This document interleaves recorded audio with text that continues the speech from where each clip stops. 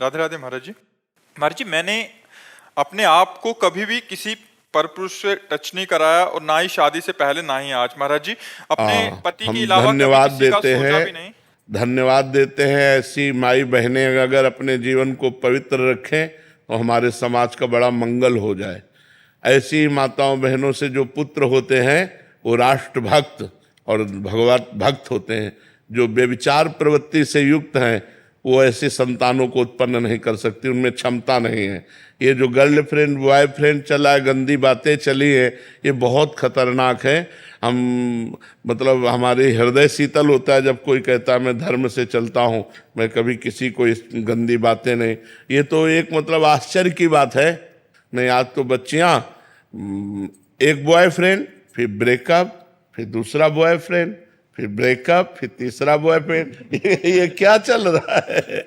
ये चल क्या रहा है? गंदी बातें हैं कि नहीं? गंदी बातें, कितनी गंदी बातें। हमारा जो भारत देश है वो धर्मयुक्त है, तो हमारे सनातन धर्म में वो एक बार जिसका स्पर्श हो गया आजीवन उसी के निर्वाह किया जाता था। इसीलिए बड़े बुजुर्ग ब्याह कराते थे। लड़की लड़का परस्पर देखा नहीं, बड़े बुजुर्ग ब्याह करा, पूरे जीवन निर्वाह होता था। और यहाँ प्रेम विवाह होता है, साल भर में तलाक हो जाती है, 6 दिन में तलाक हो जाती है। प्रेम करे तो थोड़ा निर्वाह करना भी सीखे। प्रेम करने वाला सहनशील होता है, अपने प्यारे को सुख पहुंचाता है। आज का समय तो बहुत धन्यवाद है। जैसा आप, क्या प्रश्न है आप? महाराज जी, आप कह रहे हैं कि मतलब अपने पति देव के अलावा मेरा कोई वो नहीं है, बट लेकिन महाराज जी हम दोनों में लड़ाई भी हो जाती है और गुस्से में अपशब्द हो जाते हैं। क्या मैं पतिव्रत स्त्री हूँ? हाँ, पतिव्रता बिल्कुल। हम जैसे हम भगवान के भक्त हैं और हमें कोई परेशानी पड़ी और हम उसको निपटा नहीं पाते तो हम नाराज भी होते हैं भगवान से। छोटा बच्चा जब गिर पड़ा, अम्मा दौड़ के उठाने गई तो उसने बाग के थप्पड़ जमाया कि अब उठाने आयो, जब हम गिर रहे थे तब कहाँ थी? जब हम गिर रहे थे तब छोटा बच्चा नहीं गिर जाता। और माँ थी तो माँ से यही लड़ता है, माँ को, क्योंकि वो जानता है माँ के सिवा मेरा कोई नहीं है। अब मैं गिर गया तब उठाने आई हो, तो गिरने के पहले उठा लेते। ऐसे हम लोग भगवान से भी लड़ जाते हैं। तो कभी कभी जैसे आप पति से लड़ जाते हैं, ऐसे हम परम पति से लड़ जाते हैं। लड़ना भी एक प्रेम का अंग है, लड़ना भी एक प्रेम का अंग है, उसे मान कहते हैं।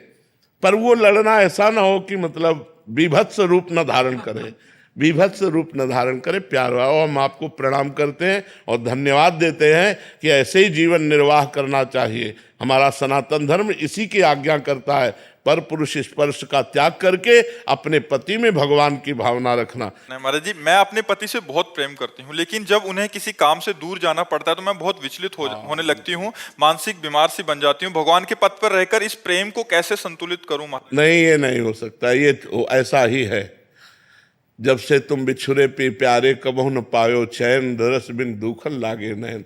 जो मैं ऐसा जानती प्रीत किए दुख होए, नगर ढिंढोरा पीटती अजी प्रीति न करियो कोय। प्रेम में अपने प्यारे को सदैव अपने समीप पाना, समीप रखना, यही पसंद है। थोड़ी भी दूरी बर्दाश्त नहीं। पर जब अपना प्रीतम, अपना प्यारा दूर जाता है तो उसी के चिंतन में, उसी के वियोग में समय काटना, ये प्रेमियों का स्वभाव है। यही प्रेमियों की महिमा है कि वो अपने प्यारे के सिवा अपने मन को शांत करने के लिए किसी दूसरी वस्तु, व्यक्ति, स्थान का वो संस्पर्श नहीं प्राप्त कर सकते। अपने प्यारे के लिए वो रो रो करके समय व्यतीत करेंगे। पर प्रेम का जो स्वभाव होता है वो यही होता है कि अपने प्यारे को समीपता चाहता है, कि आप हमसे कभी दूर ना हो, आप हमारे आंखों के सामने रहें, आप हमारे हृदय से लगे रहें।